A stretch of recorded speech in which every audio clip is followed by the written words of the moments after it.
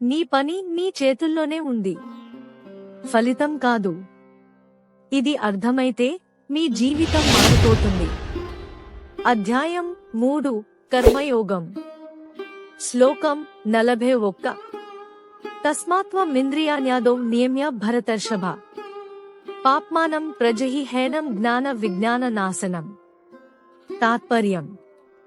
శ్రీకృష్ణుడు అర్జునుడితో పలికెను, ఓ అర్జునా, మొదట ఇంద్రియాలను నీ అదుపులో పెట్టుకుని తరువాత జ్ఞాన విజ్ఞానాలను నాశనం చేసే కామం, కోరికలు, వాంఛలు అనే శత్రువును జయించుము.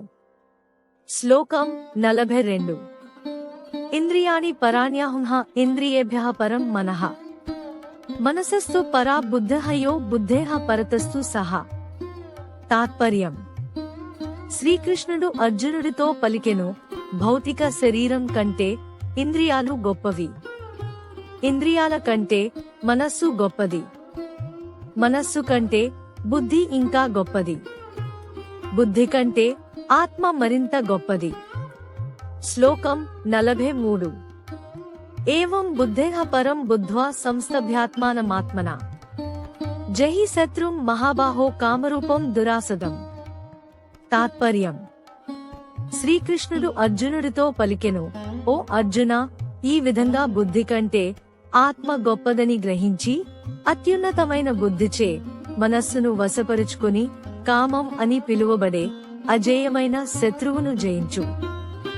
ఇంతటితో భగవద్గీతలోని అధ్యాయం 3 కర్మయోగం ముగిసినది. తర్వాతి వీడియోలో అధ్యాయం 4 జ్ఞానయోగం గురించి తెలుసుకుందాం. ఈరోజు భగవద్గీత సందేశం నచ్చితే లైక్ చేయండి. ఎవరికైనా ఈ మాటలు స్ఫూర్తినిస్తాయి అనుకుంటే వీడియోని షేర్ చేయండి. భగవద్గీత సిరీస్ని రోజు వినాలనుకుంటే మన ఛానల్ని సబ్స్క్రైబ్ చేసుకోండి. జై శ్రీమన్నారాయణ.